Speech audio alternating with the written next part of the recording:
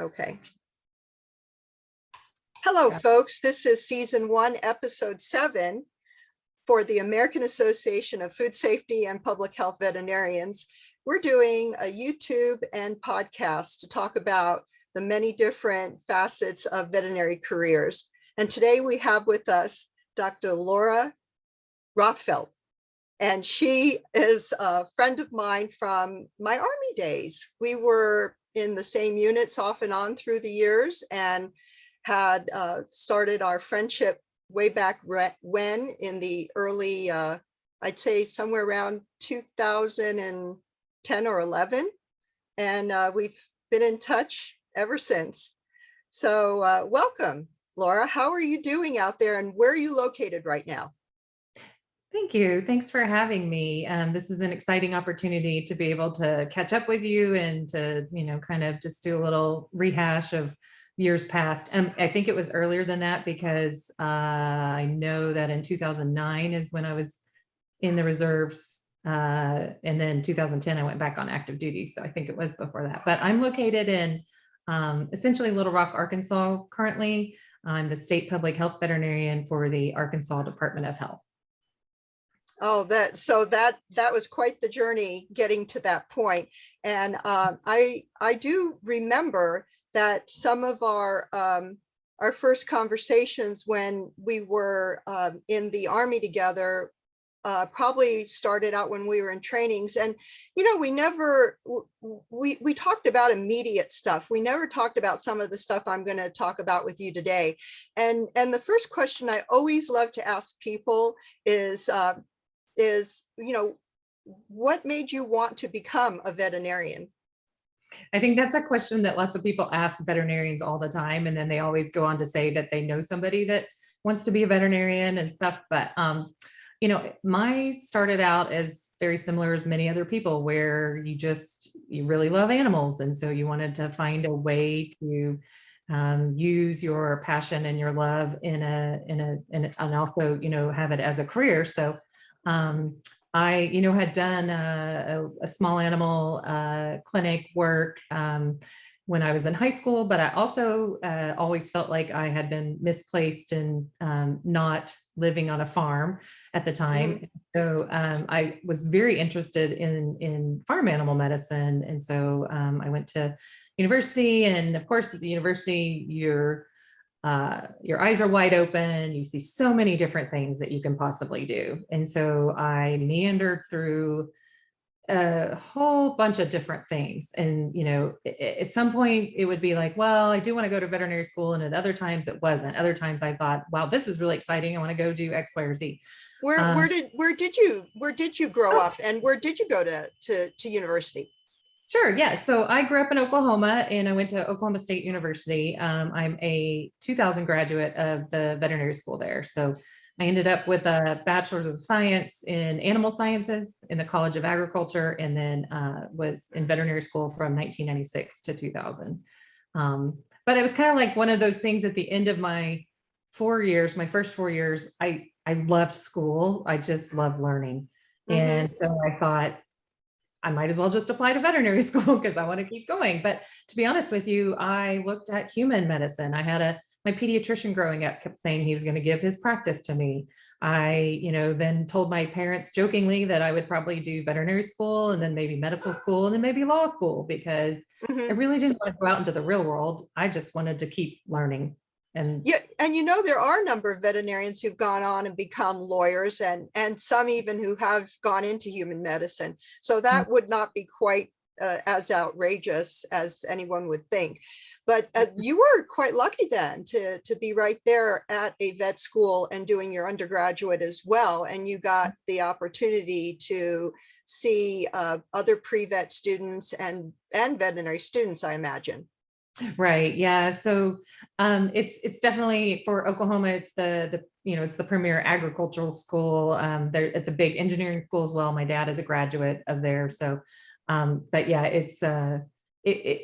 there's a lot of animals around. There's, various farms, and it was one of those things that you couldn't get away from the animal component in that town for sure. So yeah, and animal sciences is a fairly common pre-veterinary major.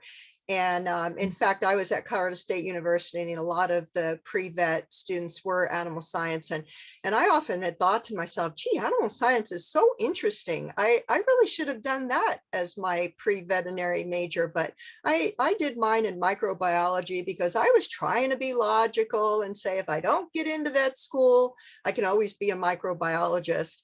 Of course, I was completely determined to get into vet school, and I actually did. So did you get in the first time that you applied? I sure did. Yeah, I was fortunate. You mentioned how some people have done the medical component after veterinary school. Well, yeah, there's a lot of medical folks who then did veterinary school and then medicine, or medicine and then veterinary school too. So the story was always that it was easier to get into medical school than veterinary school at the time. I don't know if that's true or not, and I don't know if that's true now, but that some people find it difficult. But I'm just fortunate that school came easy to me, and so I didn't have to study really hard, and I feel very blessed that I'm like that. I certainly don't take it for granted, but yeah. So I was, and you were probably the veterinary, amongst the veterinary students that always managed to have fun on the weekends when I was over there studying, because I'm the complete opposite.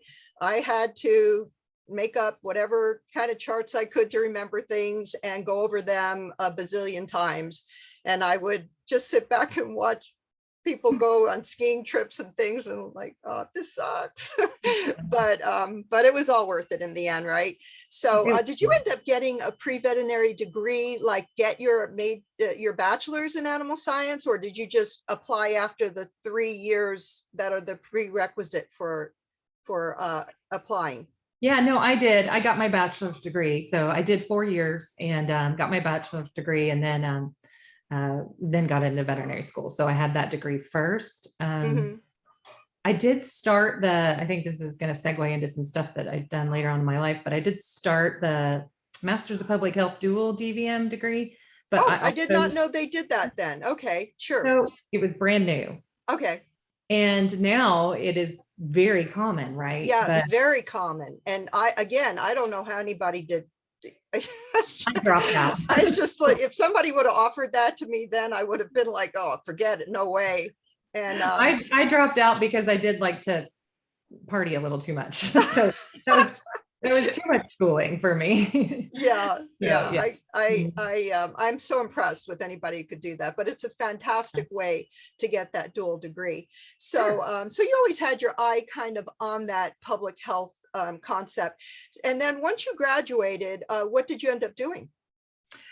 So during veterinary school, I think it's interesting to also talk about how, before you there's all these different things that are eye-opening. So during veterinary school, I was dead set on doing livestock medicine, working in, I was very interested in theriogenology. And so I really was interested in the reproductive side of things. And so I had my eyes kind of set on maybe doing an internship or something later on. But at the time, I ended up just graduating and going to work for a mixed animal practice in rural Oklahoma.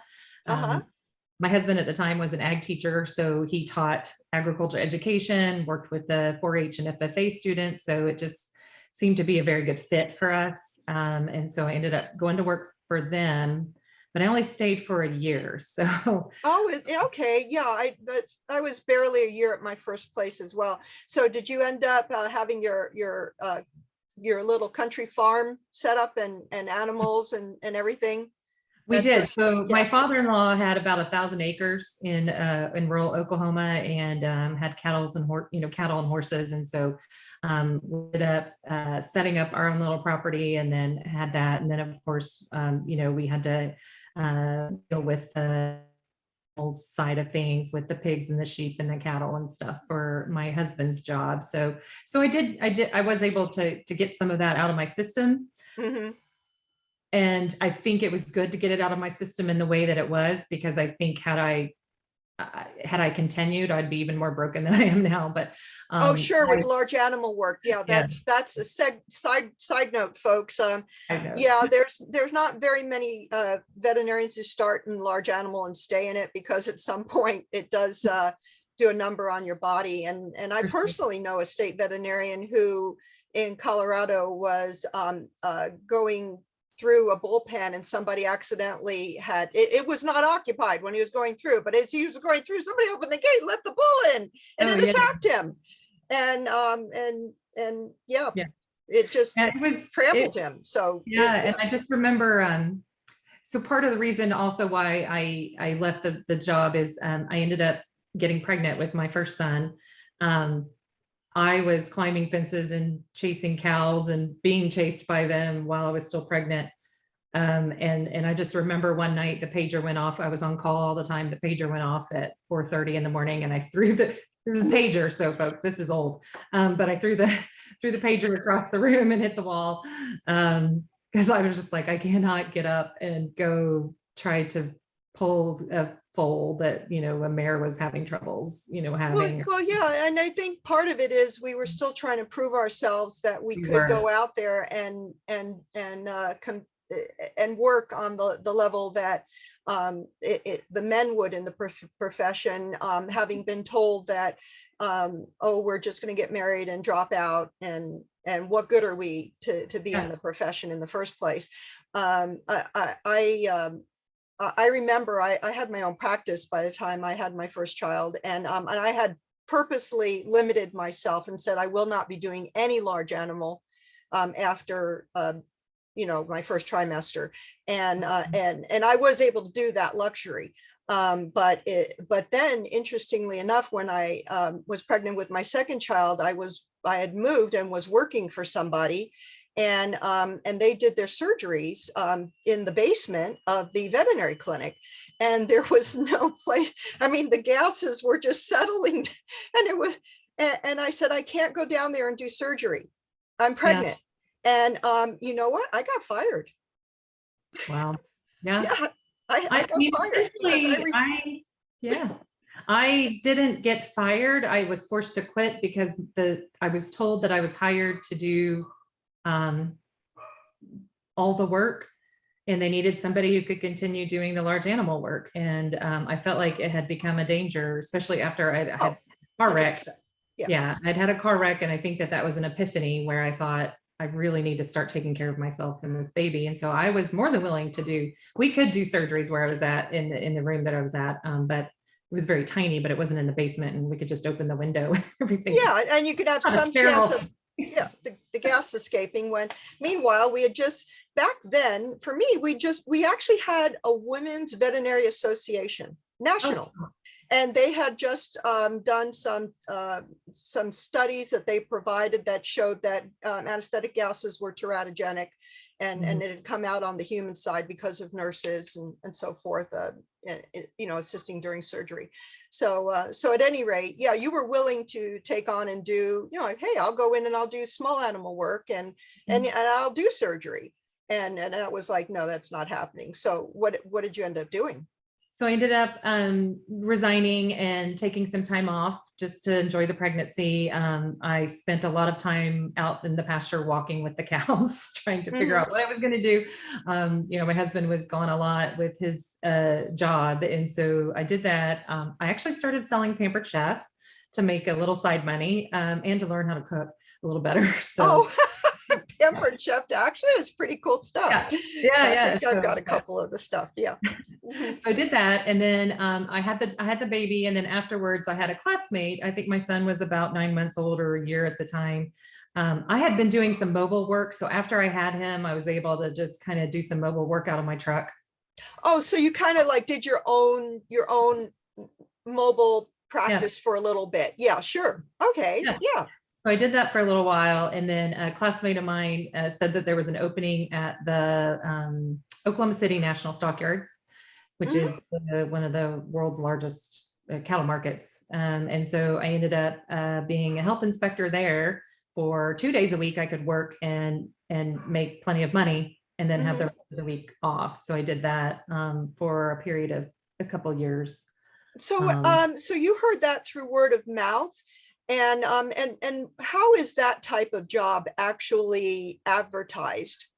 Because I knew that I knew about that job, because that kind of job, because I worked when I was in high school for a mixed animal practice, and I remember going to the stockyards with the veterinarian that I shadowed. And now that I think of it, you've kind of sparked my memory. And I would go with him, and it was such a fantastic experience, because we'd be checking everything from little baby goats to different cattle and horses. So it really primed my my interest in all animals. So how did you I mean, how does a person hear about that kind of a job? So in my situation, it was a classmate of mine that was working for the veterinarian who had the contract. So this particular veterinarian had his own practice outside of that town, his own mixed animal practice, and he had, you know, several veterinarians that worked for him, but he also had the contract with this stockyards as the contract veterinarian. And okay, that's a contract position. Yeah. So he had hired one of my classmates had worked for him, and then that classmate knew that I wasn't working at the time and just reached out and asked if I was interested, and I said sure, let me check it out. I do know now that I see in my position, I do see advertisements for county sale barns jobs. So I think you need to be networked in with county extension agents probably, and your state veterinarian with the Department of Agriculture, because they're going to be the ones that know about it. And then just word of mouth, really what it is. So really part of it is keeping in touch and networking amongst other veterinarians, like perhaps local associations would be an idea, and then keeping an eye on the Department of Agriculture website for jobs for your state. Correct. And I think I've seen some things like that too. I kind of remember that occasionally jobs for veterinarians would come across that page for me, for the state, the Department of Agriculture for the state. Yeah, make sure you're on their mailing list. Okay, sure. Okay. Yeah. That would be exactly right, because then you could just put in what you're interested in, and it'll email right to you. Okay, that's a good idea. So how did that go? So I did that. That was good. It worked out great for me, being a new mom and being able to just do 2 days a week. Now, some of those, the first day was the cow sale and the calf sale, and the second day was the cow sale. And some days were very long, 18 to almost 24 hours sometimes. Wow. Okay. But it was 2 days, and then I was done, and I had the rest of the time off. And then I worked it until I decided to join the Army. And that's a story in itself on how that happened. So I don't know if yes, we have time. Tell us that story. Yeah. Yes. So okay. So it all starts with my child. I had him 4 days after September 11th, 2001. So 4 days after all of the events unfolded on that tragic day. So he was born September 15th, 2001. And so it was a very emotional time for me, very sort of patriotic. You know, the whole country was rallying around, ourselves. And so 9 months later, in the 4th of July of 2002, we went to visit my cousin, who was married to a history professor at West Point. So her husband was in the Army, and he was actually teaching at West Point, the U.S. Military Academy. And the first stop that we did before going up to West Point was New York City. And we got to see Ground Zero, which was still smoking. There was still just debris everywhere. You know, there was a giant crater. They were still digging it out 9 months later. And we ended up watching the fireworks for Independence Day over the Brooklyn Bridge. And so, I mean, I'm getting chills talking about this right now. I am too. I am too. Yeah. Yeah.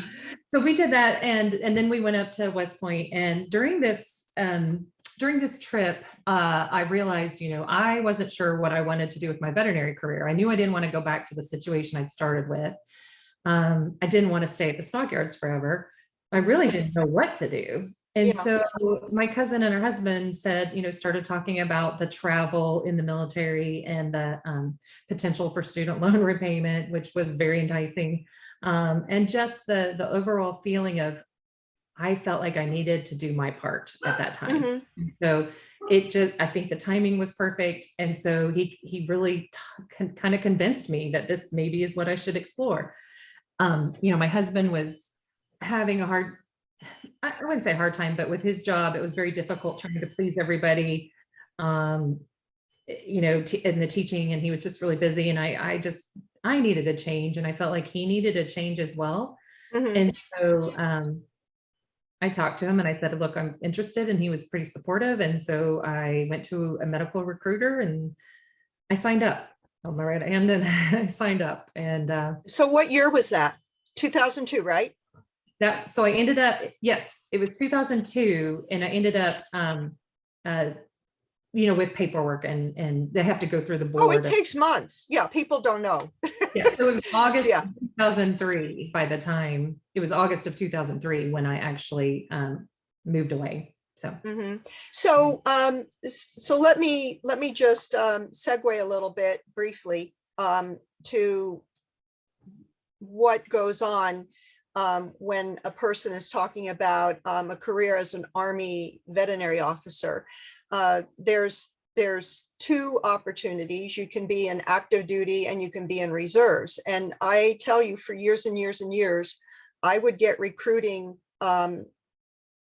mail for active duty veterinarian. And while I felt a pull towards that, I thought, I just don't understand how I could leave everything and be in the military. I mean, that means uprooting my family all the time. So for me, I didn't understand any of the options, but I did understand something important about the military, and that was it spoke to me too, on that patriotic level.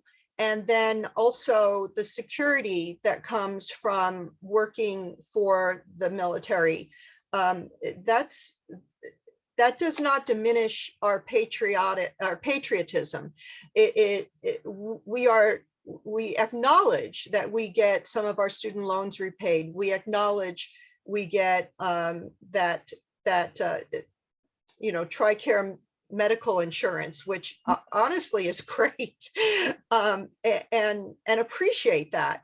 It just makes it so much more possible for us to go into the military because of those entitlements, and they truly made a difference for my family in bringing up our level of financial security. So so you, however, you went into active duty. Now, as I recall, part of the criteria for active duty was you ought to be under a certain age. And so you certainly qualified for that. Yeah, and then passed the physical. And what else was involved? Well, you did an application, and I don't remember what all was on it, but they certainly had to look at your background. I mean, you had a big background check, and you had to write a motivation statement as well. And then it goes before a board who once a year meets and looks at, now this is the process for direct accession. So there's two different ways to do active duty. And one is direct accession, which is basically pulling you out of your career. You're already out of veterinary school. And the other way is the recruitment through the veterinary schools, which is where veterinary students can get some scholarships. And then they owe the Army some time back with those scholarships. Oh, sure. Yeah. And I had been exposed to that. I was in school before you, because I'm a bit older. And and I had heard about that. My stepfather was in the Army. He was a Vietnam vet. And I had applied to the military scholarship program through the Air Force. And I had put everything through, talked with the recruiters. There was a choice between the Army and the Air Force at that time. It was like around 1979. And and when I went in again to check where I was in the process, they said, we would have accepted you, but we turned everything over. And now the Army is only in charge of recruiting for active duty veterinarians, and they're filled with their roster. Yeah. And there's no place for you. So I was actually prepared at that Yeah. time. I had no family at that time to worry about. I was just going to go right in. And I was massively disappointed. When I look back now, and I think to myself, that would have been a fantastic opportunity for them to say to me, oh, you didn't make it in this year, you can make it in this year, the next year, or apply again. Or how about after you get through vet school, you're a perfect candidate, we already accepted you. Let nobody, they Yeah. I know. You would think that knowing that they why? need people, that they would have done that, but Yeah, and now, so I want to tell everybody out there, if you get told no, yes, there's other ways. You just be persistent. correct. And it could be that for whatever reason, those recruiters were shutting down their office. They didn't care anymore. They had their own personal problems to think of where they were going. And boom, that was it. It slipped through the cracks. Yeah, fell through the cracks. So anyone out there, if you're interested, keep trying, reach out to me, or even Mhm. Laura. Yeah. We'll help you. We'll help We can you connect know you who to with talk people in to. your area. Yeah, we still have our contacts, right? Yeah. So there you were. You went through the process. It does include a background check. I remember being told that it was really unusual that I had been accepted at my age. I went into the Army Reserve at the age of 52 because there were a lot of people who had some type of legal issues by that time in their life. I don't know who they were talking to, but yeah, no, Apparently I was not you. yeah, I was apparently squeaky clean. Yeah, that's So, great. so there you were, Yeah. on the horizon. 2003. What did they do? What was the first thing they did with you? Okay, so they did not send me to the basic course. It was not the first thing they did with me. Essentially, was one day I was a civilian, and the next day I was at Fort Carson doing in processing as an Army captain, because as veterinarians, they don't bring you in as a second lieutenant, which is the first officer rank. They bring you in as at least a captain, if not higher, depending on your education and your experience. So if you were a little bit older and you've been out a lot longer, you might even be brought in at a higher rank. And so I ended up learning how to salute in the front yard of my cousin's, of my aunt's house, actually, when they were visiting. He taught me how to salute. And we went to the Army surplus store to get a uniform to put on. We basically ripped off a name tape off of somebody else's uniform, and I put on somebody else's jump boots, and I went to work. And I was walking around on an Army base as an Army captain with zero military training. They said, we need you as a veterinarian. We'll teach you military later. So, Oh, and then wow. Okay. and then they assigned me to an Air Force base. So I in process through the Army post, because the Army is the DoD Veterinary Services activity. So for all animal care, you have to be in the Army, but you may be assigned to an Air Force base or yeah, essentially we're loaned out to the other military branches. So that could be the Navy, the Air Force. Correct. Marine. Yes. And so I was assigned to an Air Force base in Glendale, Arizona, Phoenix, Luke Air Force Base. And it was home of the F-16 fighter jet training. So it was like an air show outside my window every day. It was super cool. It was just seeing jets flying all the time. So, but yeah, so I did that, and they finally sent me to officer basic course. Let's see, that was from August to March. In March, I went to the officer basic at Fort Sam Houston in Texas. And how long was that? Goodness, 13 weeks, I believe. Okay, for reserves, for reservists officers, Yeah. we go for just under 4 weeks. Okay, yeah. And yeah, so and I was hanging around with another reserve officer at the time, and she had said to me,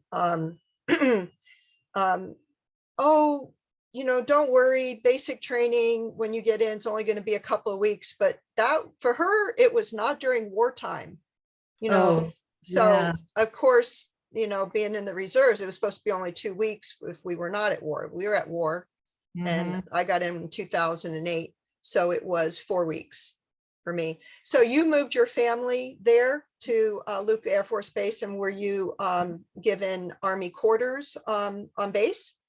So yeah, so at the time I had one son, and we ended up renting a house off base because they didn't have enough officer quarters at the time. So it worked out for me moving from Oklahoma to there because my mother-in-law lived in Casa Grande, which is south of Phoenix.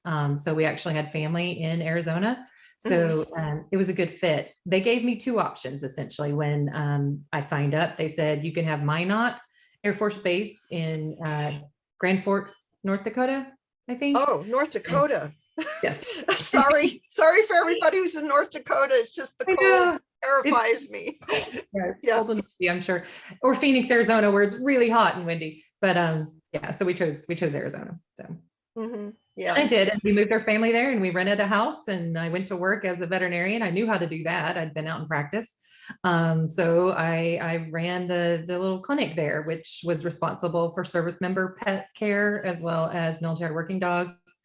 Um, I didn't have food inspection responsibilities on the base because on the Air Force Base, their public health does that, but I did commercial sanitary audits all around Arizona um, that provide, sustenance for the military. So So that was that's where we talk about very briefly how food safety comes into this. Being a veterinarian, first of all, many people don't even understand that there are veterinarians in the military. And right. there's many times that, I'm an Army veterinarian, and they're like, wait, what? What do you do? Well, yeah. And so there's working dogs, there's privately owned animals that are owned by service members. And as you said, food safety inspections. Mhm. And so what was involved with that? What did you think about learning how to do food safety? I was pleasantly surprised. I have a funny little story about this. So with my classmate that recruited me to go to the livestock yard to work, when he found out I was joining the Army, he said it condescendingly, they're just going to send you to Guam to inspect potatoes. Now looking back, doesn't that seem like a dream job I to know, go to Guam, Guam? it's an island, beautiful. It's Yeah. beautiful. And I know so many people who've gone to Guam. I did not make it, but I know a lot of people that did, and they love it. And several people have gone back to retire there. So anyways, I look back on that so funny because I think he was trying to dissuade me from joining the Army. And it was the furthest thing from my mind because I thought, well, Guam sounds very tropical and exciting and exotic and like fun. So, but yeah, the food inspection side, I was pleasantly surprised by it. I think that as veterinarians, we're very well trained to do that sort of work. And, it's very checklist driven and sanitation is infection control.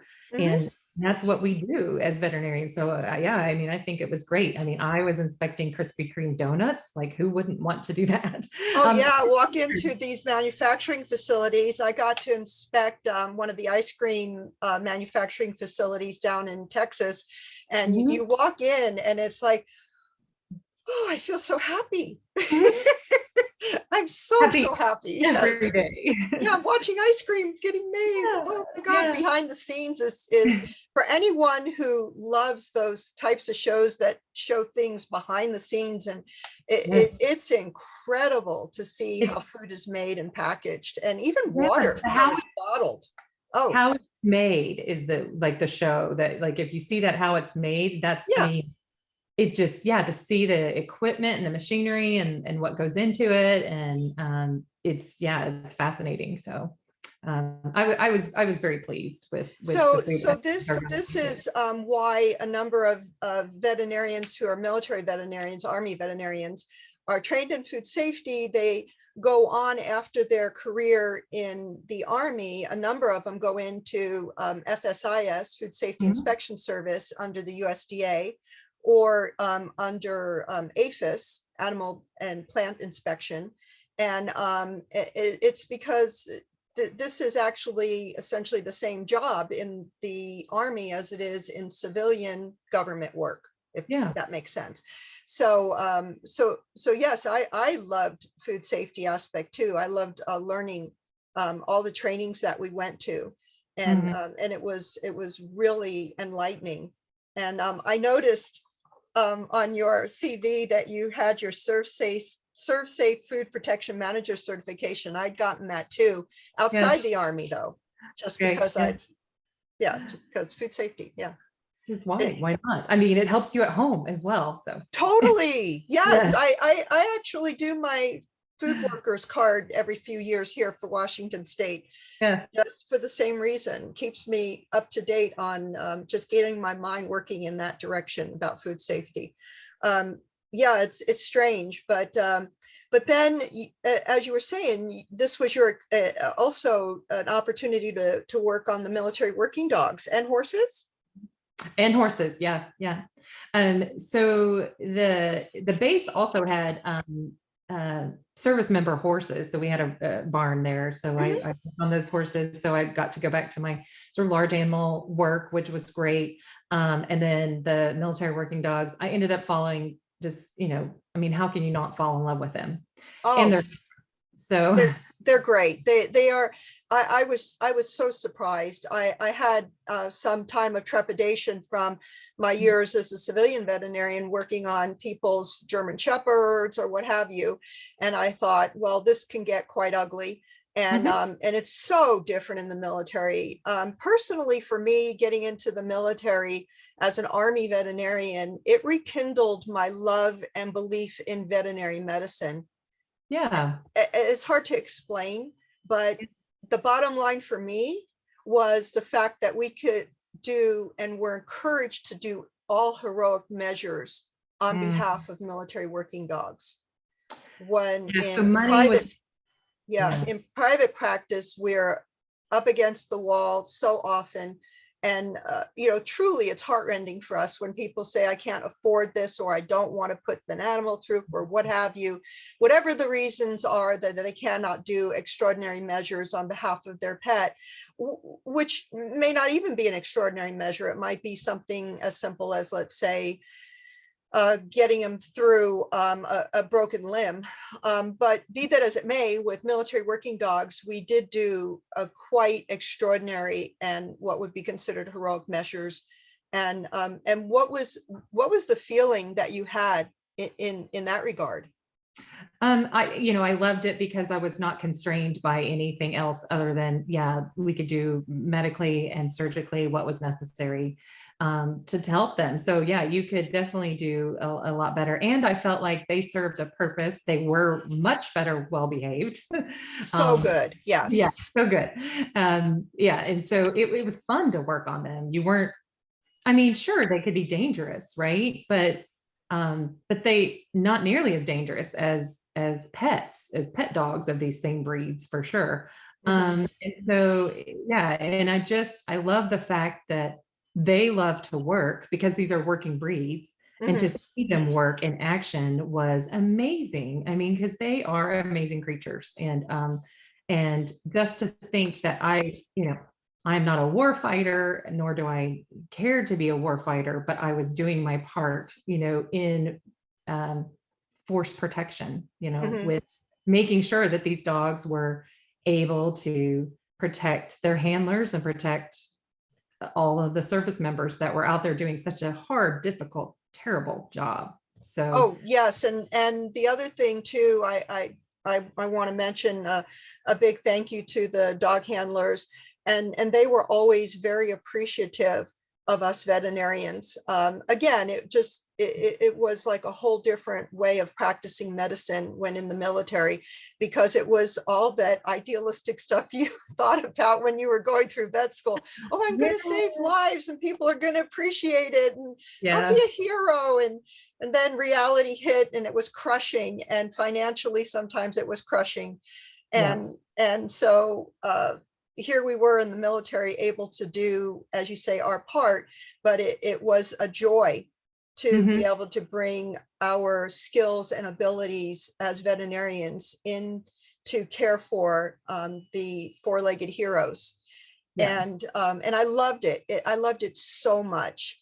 And so this was around what time period were you there at Luke? What Um, years?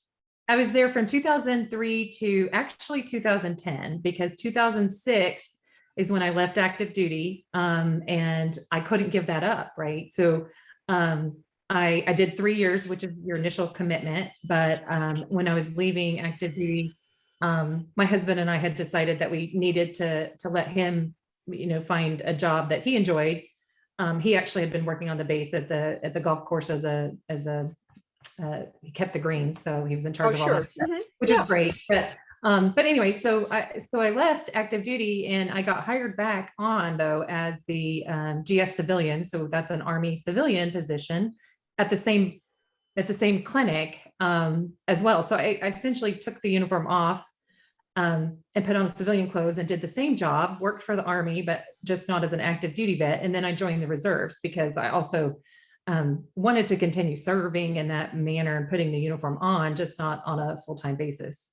So Yeah. I ended up there until 2010. Yeah. So that's when I met you. As I recalled, you Mhm. had said you were at Luke. Yeah. And so in the reserves, that's when you have, and again, people don't really know about this. You have the opportunity, and it doesn't happen in all cases, certainly, because you have to, again, be accepted into the reserves. So Mhm. you went from active duty to the reserves. And as a reservist, tell us about what your Army duty entailed then. Yeah. So I first got assigned to a unit in Las Vegas, which was an installation medical I forget what it was, but it was really a hospital unit with veterinarians and a couple of vet techs. So we were a very small part of this unit, and they were not as familiar about what our capabilities were and how to utilize us. And so it was a little frustrating going into that situation. Coming straight from active duty, it was myself and actually I call her my battle buddy. She went with me to the same unit. So she was at Fort Huachuca, which was the Army base in Arizona, in Southern Arizona. And we both went into this unit right after leaving active duty at the same time. So she ended up leaving the reserves after a year. I ended up getting a mailing from a commander from the 109th in Garden Grove. 109th or Yes, 108th. it is 109th and Garden Grove, because Okay. I was in the 109th and Garden Grove, but I was living by then in Washington State. Yeah. And I was also attached to something called APMC, Oh, that's right. AMED Professional Management Command. And that's where any medical officers, any kind of medical officers, lived more than 50 miles away from their unit. They had the option to drill locally in their hometown, doing something that was going to be allowed or considered their drill weekend time. Mhm. And still they were attached to that particular unit that was farther away. Mhm. And so I had gotten in 2008, went immediately to basic training, because I had sold my clinic or parts thereof, and I ended up needing to be working. So I was like, I'm volunteering for every training. I'm going to get all my training done, and then I can deploy, because that was the only time we as reservists could be working full time, essentially, like more than a 3-day weekend or 2-week annual training. Yeah. And so I needed to be doing that. And Mhm. so I was, I went right to basic training, and then all the other trainings for food safety. And so I had all my credentials in place within 6 or 7 months, which Yeah. was unheard of. I was told that, oh, it'll take you 2 years. Most reservists take 2 years to get their Yeah. credentials. So then all of a sudden I got a call and they said, okay, we'd like to deploy you, and we want to send you to Kosovo. How does that sound? Okay, so that didn't happen, but I was like, oh yeah, okay, yeah, Kosovo. Meanwhile, I'm Googling Kosovo. Right. Where I, is it? I no idea. Yeah. I wasn't even really watching the news. I was not a news watching person. I didn't understand the Middle East really. I didn't know anything of what was happening in the Balkans. And so I Googled it. It looked like it was a nice place. I don't know. I was just like, okay, yeah. And so I said, okay, well, we're going to put you on the rotation and do that. Well, I had jammed through all my training so fast that they didn't have my security clearance caught up with me. It hadn't caught up with me. It was sitting on somebody's desk, literally. Yep. So here I was getting all geared up, ready to go, mentally trying. Oh, that's a thing, right? And then all of a sudden they're like, okay, well, we have to send somebody now. And I think that's when they tapped you, wasn't it? Or was it Dana Dobbs? Well, no, so Dana went, then I went, and then I think you went. Yes. So Yeah. I'm not sure how that, yeah, I just know I had gotten an email and just asked if I had wanted to go, because the 109th was a veterinary detachment. So it was a bunch of veterinarians, and they had just returned from Middle East, Afghanistan, or Iraq, I think, right when I joined their unit. So they weren't on the rotation yet to go back, but they needed somebody to do something, and I was the new guy. So they said, how about you go to Kosovo? So I had followed Dana Dobbs there. Right, you were after Dana Dobbs, and she lives here in Washington State. So I know. Yeah, Great. I'll have to try to tap her to talk at some point. So so then you ended up going there. Was it for 6 months or a year? I ended up there for about 9 months, I think. Yeah, it started as 6 months and there was an extension. So yeah. Yeah. So the thing about reservists as veterinarians, when you deploy, it's supposed to be about 6 months, because the theory is that they're going to take us out of private practice. It's hard to replace us in the civilian setting. You know, whether you own your own practice or you're working for somebody, it's not a good thing when you pull the veterinarian away. So they thought, okay, we won't take a reservist for more than 6 months, and that should not be an impact on their civilian career. They'll hold that job for you, which we all know that doesn't really happen, even though it's a law. It's a law, they should. So you went for 9 months, and that's how it turned out to be an overlap, because I deployed to Afghanistan, and I was plussed into a hospital unit that was there, and they had a veterinary contingent.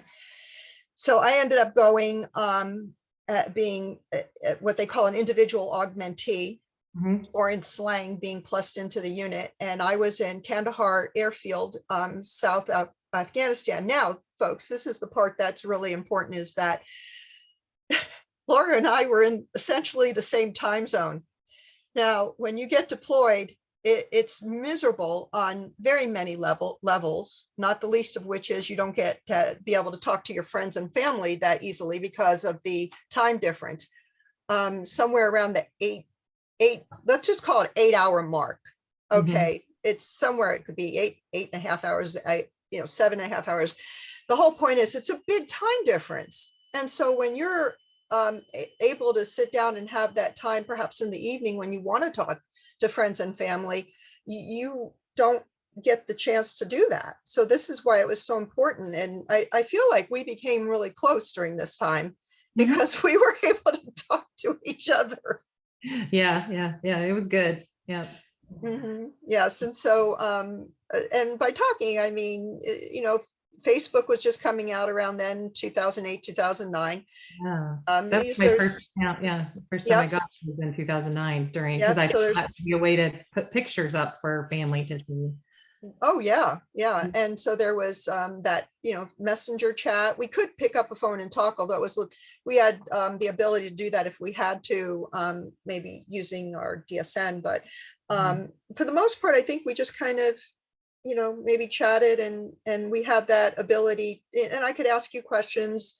It's just being able to have somebody that you could talk to, because let me tell you that what people don't know about really, besides there's Army veterinarians, that's a thing, is that as women in the military, we were really, again, a minority.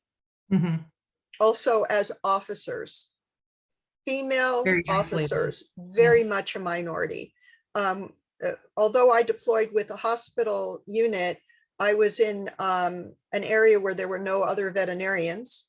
In Kandahar myself, I know you at Kosovo, the only other veterinarians you would have seen would have been from the German The Germany, German. Denmark, K4. So it was all essentially UN, NATO. right? Mhm. Yeah. Yeah. And so, but it's not like you develop relationships and could say, oh, we're walking around the same base, let's go get lunch. No, it's nothing like that. Yeah. I mean, who do you hang around with? Your know? technician. Yeah. Yeah. I mean, it's very difficult. And then how about leaving your family? And your children were younger than mine. How old were your boys Yeah, then? Carter was 4, 3 to 4, and Caleb would have been 6 to 7, yeah, at the time. So yeah. Yeah, yours were a lot younger. My daughter was 10, 11. My Okay, yeah. son was about 17. Yeah. Yeah. And Yeah. but it was it there's a whole thing that happens as a mom, you know, and Laura, you're like me in the fact that we're really super well organized.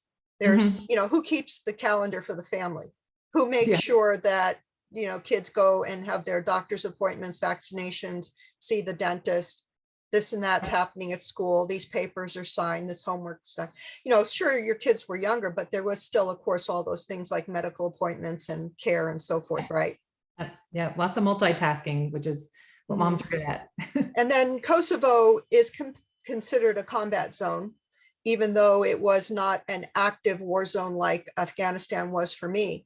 Mhm. But I know, and I eventually guess you did this as well, it's you mitigate danger. Mhm. You compartmentalize is how, you know, if that's what you were getting at. I don't know. I Yeah, compartmentalize to soldier and mom mode.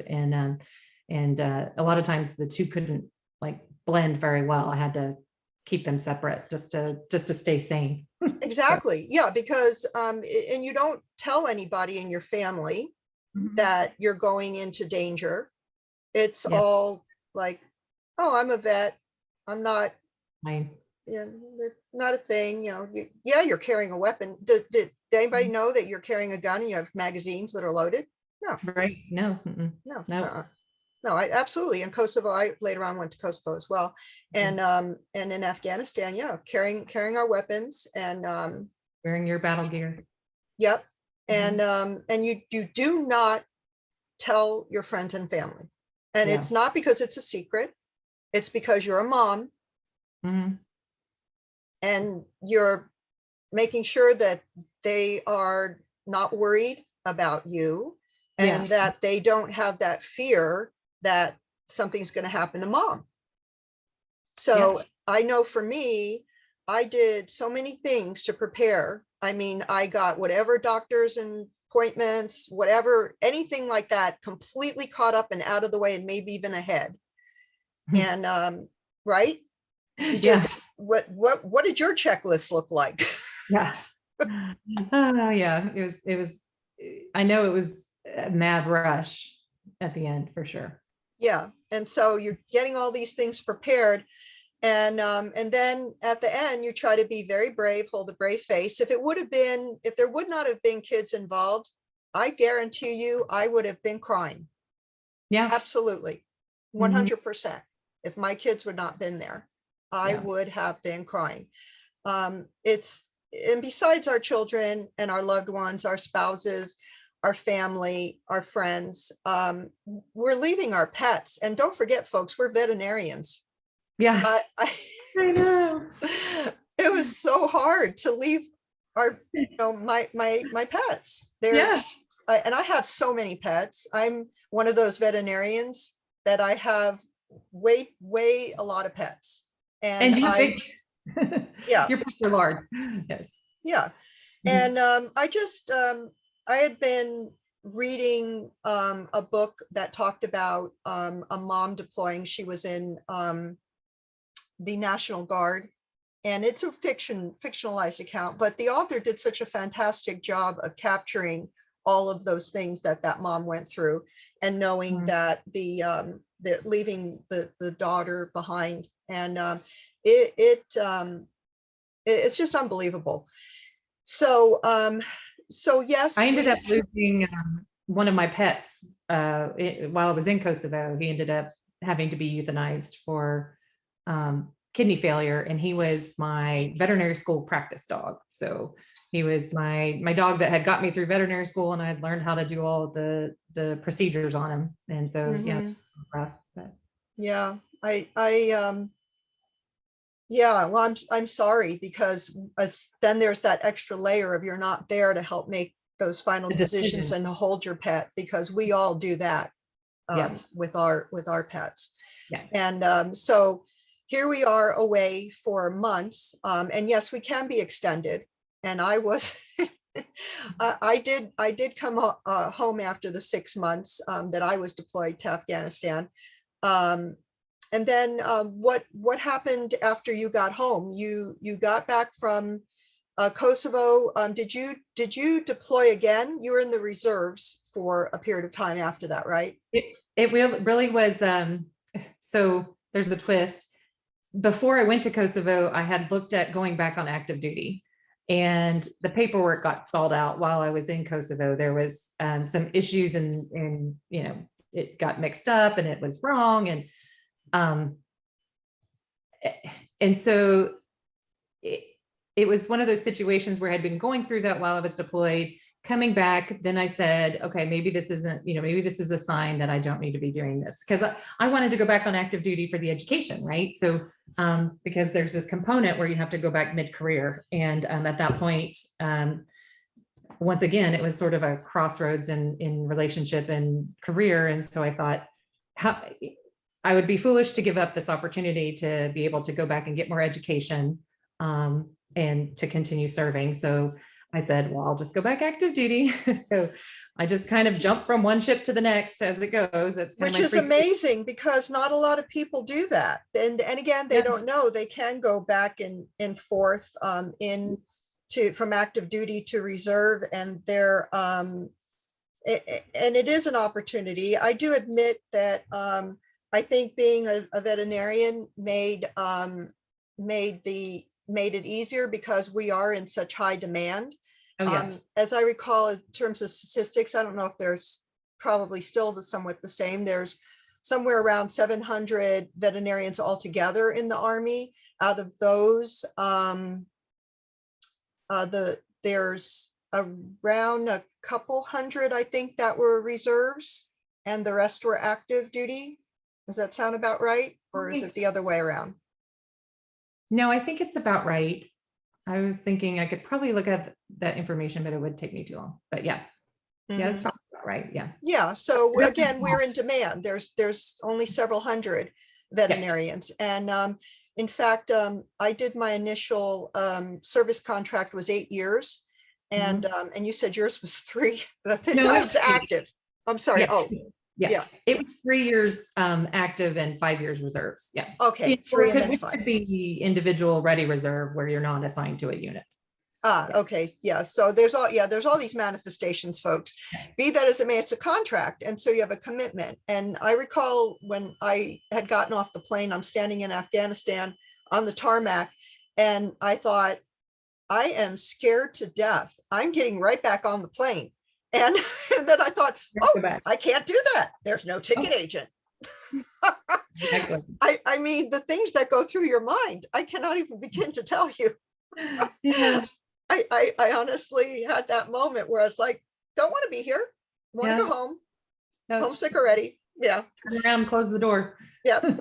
Yep. And I mean, the whole experience was surreal. I was in a C-130 strapped in, with just in a jump seat. Like, really, what? Yeah. Wait, what? What am I wearing? I remember flying, from United States to Germany was a commercial flight. And then, from Germany into Kosovo was a C-130 with myself and one physician in the back of the C-130 by herself. It's gigantic back there. The whole cargo plane to herself. It was whole thing. Yeah. Yeah. It was like, what world am I living in? So yes, exactly. So taking care of family from a distance. Yeah. Virtually, virtually impossible, just so everybody knows, no matter what you set up. Yeah. the reality is not there. So sorry to be bouncing back into that. I just remember these things, and it's pretty stark. We'll have to probably do part 2 about other deployments, but let's move on through your career then. And in our last maybe 15, 20 minutes. So you bounced back into active duty for I did. I Mhm. did. And so let's see, I had redeployed at November-ish of 2009. And by June 14th of 2010, I did my 3rd oath. Let's see, I did an oath to be on active duty. I had to do an oath to be a civilian in the Army. I guess an oath, I don't remember. No, I didn't do an oath in the reserves. It was just sort of a seamless transfer. So I did another oath though, again, to do back on active duty, but I was doing that this time in Germany. So they flew me over and I signed in with the commander and took my oath. So at that point you were in Vilsec. Yes. And so this, folks, is where we intersected again, because then I deployed again. I got home for 6 months, and then I was like, oh my gosh, I need to be working. I can't find any work here on the island. It was 2010 by then, and the economy still had been absolutely horrific. Like, okay, I got to deploy again. So I called in up the commander, and I was deployment. And I was like, do you have some place to send me? He goes, oh, you want to go to Kosovo? Yes, I like that idea. Let's go to Kosovo. He goes, okay, well, if I send you, you have to do 2 deployments back to back. That'll be, 12 months. I wasn't going to have the 6-month one. He says, you got to do 12. And I'm like, oh my gosh, I can't believe this. So yes, I did. I agreed. And you were in Vilsec. I was in Kosovo, and there's a whole bunch of stories about that. But the short story is my coming back from Vilsec, from Kosovo. I was getting to finally go home after 13 months because they extended me. Oh my gosh. By the way, again, people, this really does happen. Don't let it stop you from going into the military, but just so you know, be prepared, be flexible. And I was coming back, and I was in Mannheim changing planes, but I was traveling back all civilian, and I had one of the therapy dog with me, because I'd set up the therapy dog program on the heels of your therapy dog program that you had started to set up. So I had Abby with me, a little terrier. She's about 15, 16 pounds. And it was the beginning of June of 2011. And folks, this is when there was that terrible situation. I believe it was with Delta Airlines, and they'd lost a whole cargo of pets on the tarmac because they had not kept the dogs in air conditioning. And so they had put a moratorium on dogs traveling from June 1st on. Now, mind you, by then I had gotten about 10 dogs out of Kosovo, adopted with soldiers going home. I'd gotten them as far as Puerto Rico. And there I am. It completely escaped me. I got the first leg of the journey out off a Croatian airline. They're like, oh yeah, we'll take that little dog and put her in cargo in a little carrier. Get there, and then the ticket agent at Mannheim, she's like, well, we have a moratorium, you can't fly this dog. And I'm like thinking to myself, who do I know in Germany? And I was like, I had your phone number, and I was like gonna call you to send somebody to come and pick up Abby. I think in June of 2011 is when I went back for captain's career course in San Antonio. I don't think I was in the country at that time. Well, we would have figured out something, because we always do. As veterinarians in the Army, we network very seriously. Yes. We are serious networkers. And I was kind of, I think I had this shocked look on my face. And the Germans are so great about pets. She's like, oh, well, will she ride in the cabin with you? And I went, yeah. And I said, here's her dog handler certification, because she was a therapy dog. They go, oh, yeah, she could ride with you in the cabin. Oh my God. Thank you. But yeah, that was weird. But 13 months in Kosovo, and it was fantastic. Kosovo is really incredible. It's a beautiful country, and the people are incredible as well.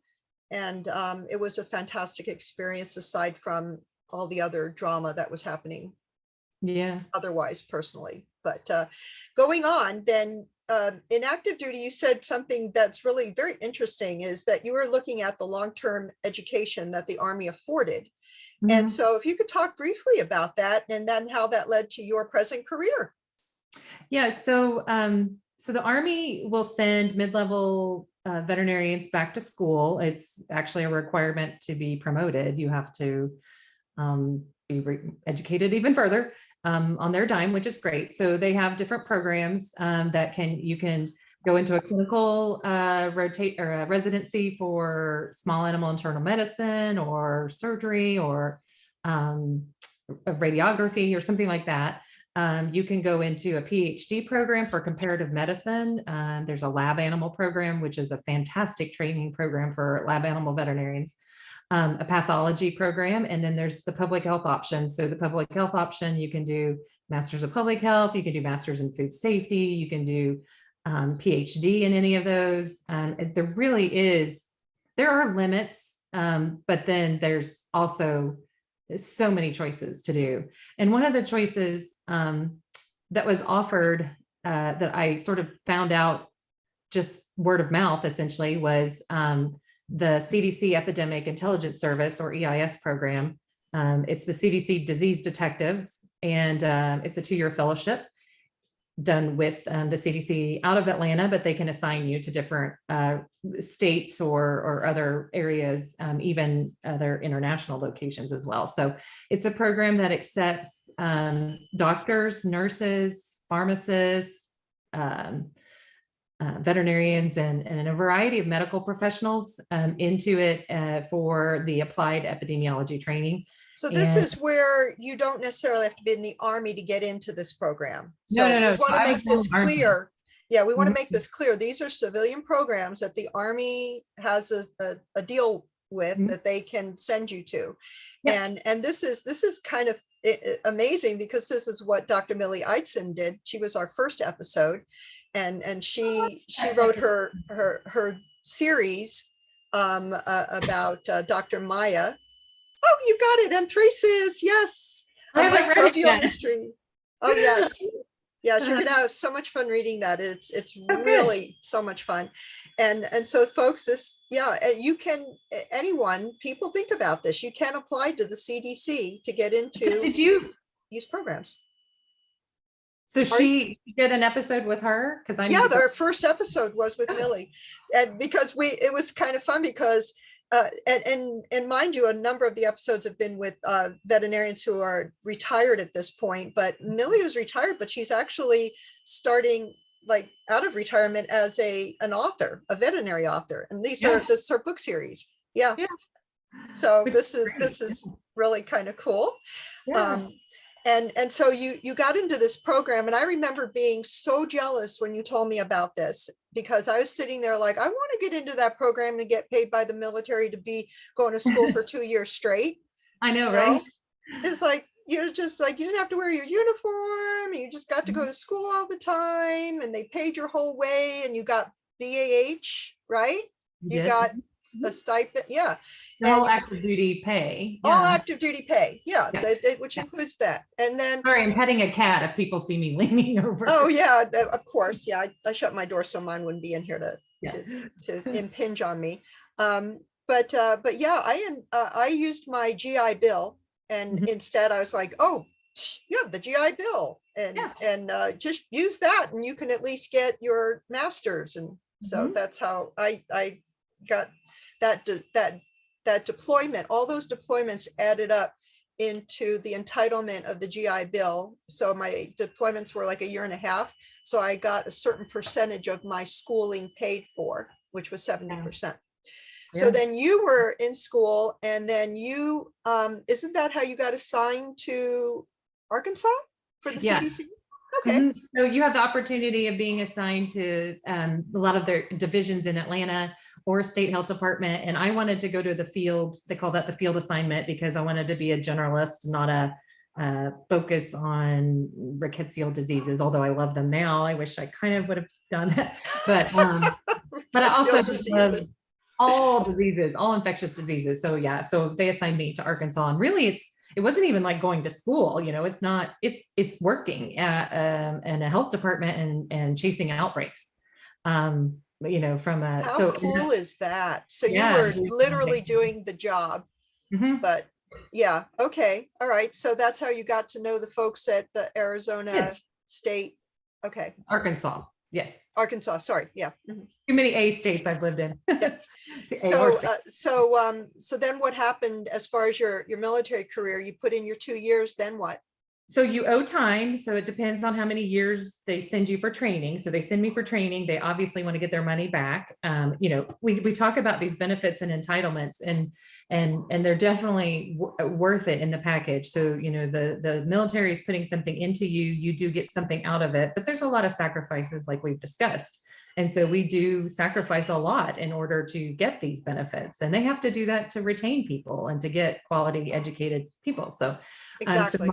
My payback was 3 years, and I left my 2-year fellowship from Arkansas, and I got assigned at Fort Campbell as the FIGV instructor, which is the first year graduate veterinary education instructor.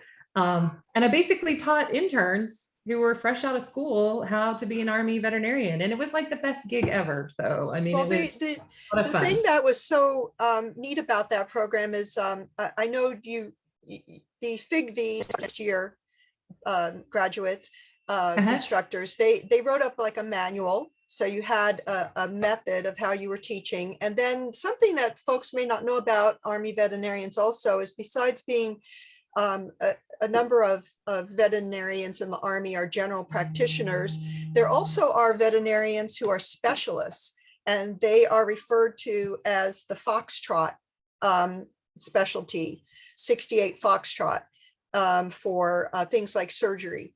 And so we have veterinary specialists, and ophthalmologist, surgery was the most common, radiology, behavior. Yes, there's active duty veterinary behaviorists who are specialists. So this affords the young veterinarians who are active duty that are first graduates coming in, they get to do sort of like an internship, which allows them to work with these specialists also. And this is an incredible educational situation for them, because as I recall, the reason the FIGV program came into being was because they found that the active duty veterinarians, when they first got into the Army, they were going like, it was overwhelming. You had to be a veterinarian, but like, you're just out of vet school, and those are the ones who are from the scholarship programs. And so they would be sent by themselves to an Air Force base, trying to be an Army officer and a veterinarian, and no support whatsoever. It was a terrible design. Yeah. So that's why this is the beauty of this current situation. And you were part of that. And I remember just being so, again, impressed that you were in this role and had the ability to be a mentor to all of these young veterinary officers, and help them not just with learning how to practice medicine for the first time in real life, but also how to be a military officer in real life. And would do the foods, we trained them on the food inspection and the public health side of things too, which is not something they get in veterinary school. So. Right, not at all. And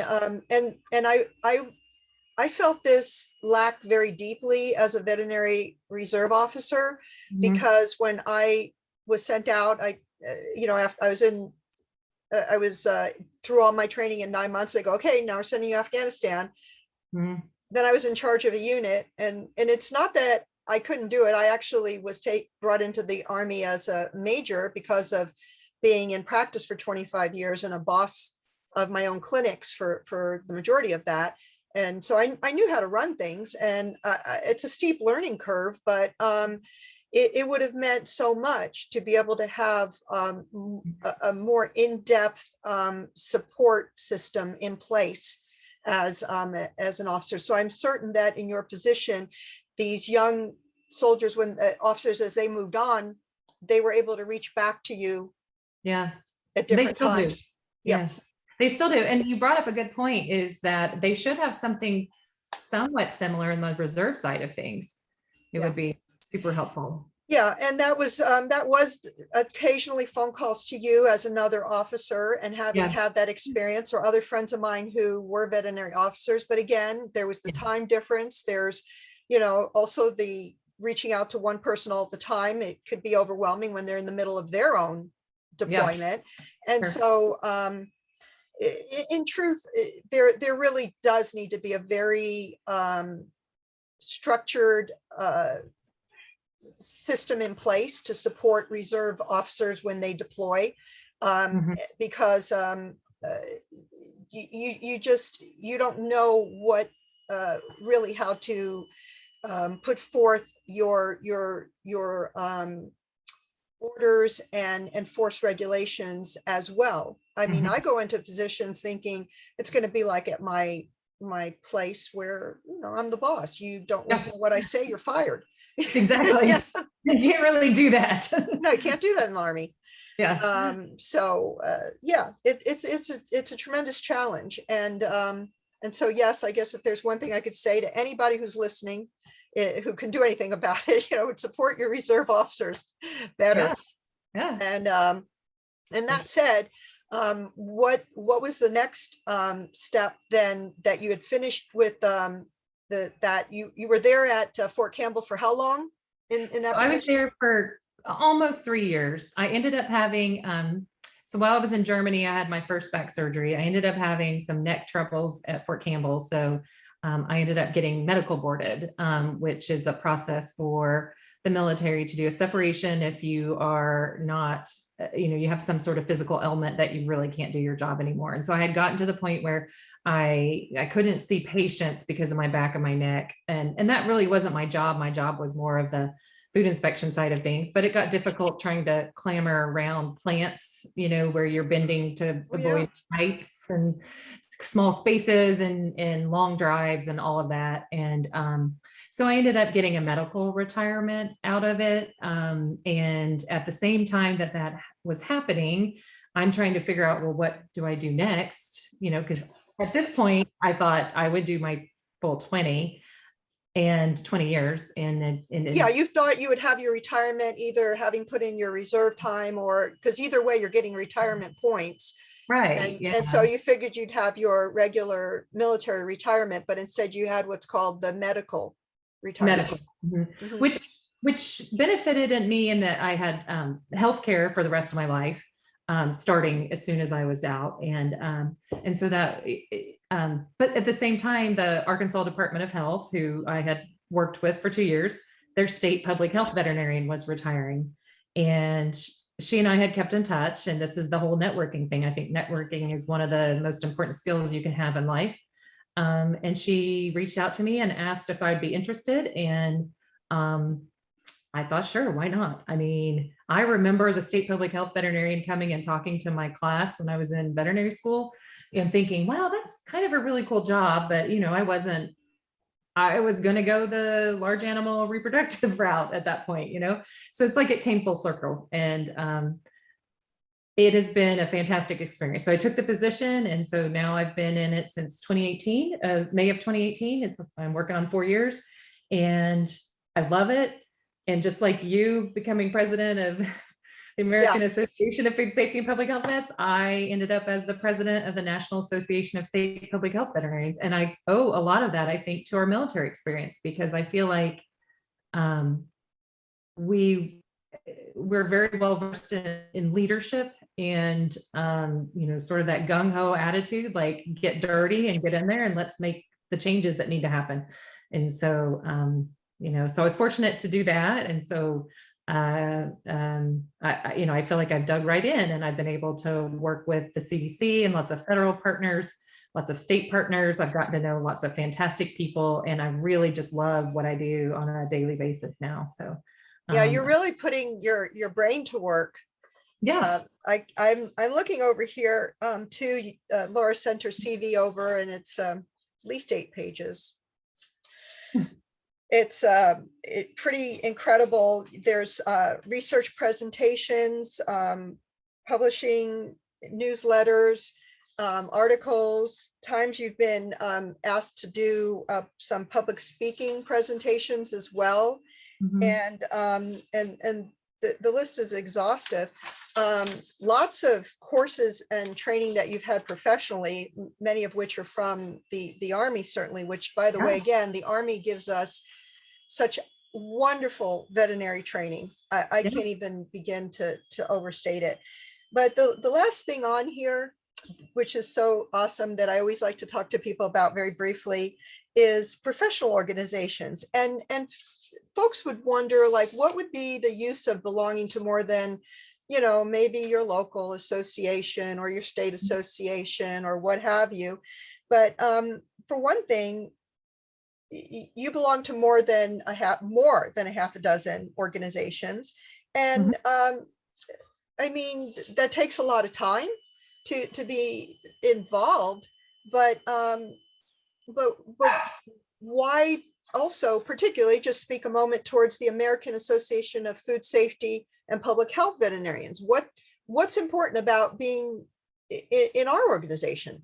I think I want to go back to that networking. I think that networking component of being involved in these organizations and participating, getting to know people, I think that's how you find new opportunities. I think that's how you learn and how you grow. You know, like I said early on, I love to learn. And so I love the CE opportunities. I mean, it may not be in my field of expertise or what I even need to know, but I'm interested in different things, and I just love to learn. And then, it's just how you find ways to get involved and to provide service, when you leave what you've always sort of known. And so, yeah, I mean, I get something different out of each of those organizations. I think it's highly valuable to be a participant in an organized manner with people across the globe. I mean, look at our organization. We've got partners that are international. So, you have to get outside your bubble. And that's really true. As veterinarians, I think subconsciously we know that. For example, I don't know about you, but I watch a lot of human medicine programs on TV. Yeah, I do too. I would never want to work in the ER, but I love to watch shows about the ER in human medicine. I'll be honest, that's what helped me when I deployed to Afghanistan, when working dogs were shot and stabbed and blown up. The ER shows that I was watching, true ER, people getting stabbed. Oh, we're wheeling this guy into X-ray. Nobody taught me that. Yeah. We did not get that training in the Army. I will admit they just kind of was like, oh, you learned enough in vet school, you can figure it out. But I was like, oh, that dog got stabbed, that dog got shot, we're getting X-rays. And I mean, it was from really the human side. And then, when you're now, as you said, the president of the National Association of State Public Health Veterinarians. Yep. And just real briefly, why is that an important organization? So as a state public health veterinarian, our job is different every single day, but the majority of it is dealing with animal bites and rabies prevention, which is still an issue in the United States. And a lot of people don't think that it is, but it takes up the majority of my time. But we also, we conduct surveillance on all of the zoonotic diseases. So everything that crosses over from animals into people, it's the true One Health intersection, including environment, because we're looking at harmful algal blooms. We're looking at climate change and how that's affecting the advancement of certain tick species up, north. And it's just the all-encompassing, we are all on this one earth together, and this is one planet that we have to share. I heard a really good speaker make that, talk about how this is our one home. And so, but the National Association of State Public Health Vets, we do the same thing. We get together, we have active member calls every month where people can just throw out topics like, hey, I'm dealing with a canine brucellosis outbreak. How do you guys handle this? Or, oh my gosh, the high path avian influenza that's marching across the United States right now. We have That's exactly right. It's marching across the United States. Yeah. And you guys are all, again, in play, and you're talking to each other, and you're keeping things, real time. It's real time notification. And I mean, we don't need to reinvent the wheel. So if somebody's got a really good program for managing animal bites, then I want to be able to play off of that. We're so resource limited, as everybody is pretty much in I think the public health vet field, because the majority of people are working for government of some sort. Exactly. Yes, that's true. The majority are. There are a number that I know that are, private consultants, and that's, whatever works. But having that ability to reach out, and we do that in our association right now. We use Google Groups. Somebody could post a question to that. Yep. We are switching to a new membership website that will be hopefully live in June, and that's my huge project that will allow folks to post topics on discussion boards, so everything could be found very quickly, and answers could be made, and you can search maybe by and topic. search, exactly. And so that's going to be available soon. Things that we don't have as benefits right now in our group, but to make us more useful to one another, and share this knowledge, because we have such an in-depth knowledge across the very many number of veterinarians in our organization. I think that's great, because there's no repository of this, knowledge. There's things like Venn and stuff like that, but it's focused on clinical for the most part. So, to have a public health forum like that is exactly. Yeah. And I had been on Vin when it many years ago, when it first came out. A wonderful setup. Used it off and on through the years. Recently I was given a 2-week free membership to check out as well, and just thought it was fantastic. So it inspired me to make it happen for our organization. And our organization's only right now $42 for annual fees. We're going to go up a little bit. We might be $49 to help accommodate for the costs of the new website. That's but oh yeah, it's nothing. For those people who say, oh, I'm not so worried about the CE, and I don't see the value, or what have you. Again, it's another networking opportunity. It's a place that you can gain leadership experience. Now, I'm saying this very slowly and carefully for all the young veterinarians out there who are frustrated with what's happening in in our profession. They might say, hey, why can't we do telework and be able to prescribe without touching an animal, or yada yada yada, whatever. My point is this: if you have an element of frustration and you want to see change, guess what? You can come into our organization and have a leadership role and learn how to be a leader, and have that, again, networking opportunity, and that in-depth support that you gain from being in this organization. Right now, we have an opening for an incoming vice president. So I'm sorry, president. I am stepping down here around summer, fall timeframe, and I will have had my website project done at that time. I will be succeeded by Dr. Angela Demery, and she has been in the standby position, in the learning position of president, what they call the incoming position, for 2 years. I served in that position for 2 years. Then I came on as president for 2 years. So she'll when she comes into this position, we need a new incoming president, and that individual will serve for 2 years, and in that role, learning, and then they'll take over and they'll be president for 2 years. So anybody, come onto our website. You'll see what positions are available. Join us, and we have some incredible changes coming up in the future. And also, if anybody's listening to this that is, of course, a member of American Association of Food Safety and Public Health Veterinarians already and would like to be in for an interview, just reach out to me. That'll be my contact information is available in the show notes. And now I want to finish up with you, Laura, and I have an important question. And that is, are you available for any opportunities where people might want to contact you and questions about what you've talked about here? Of course.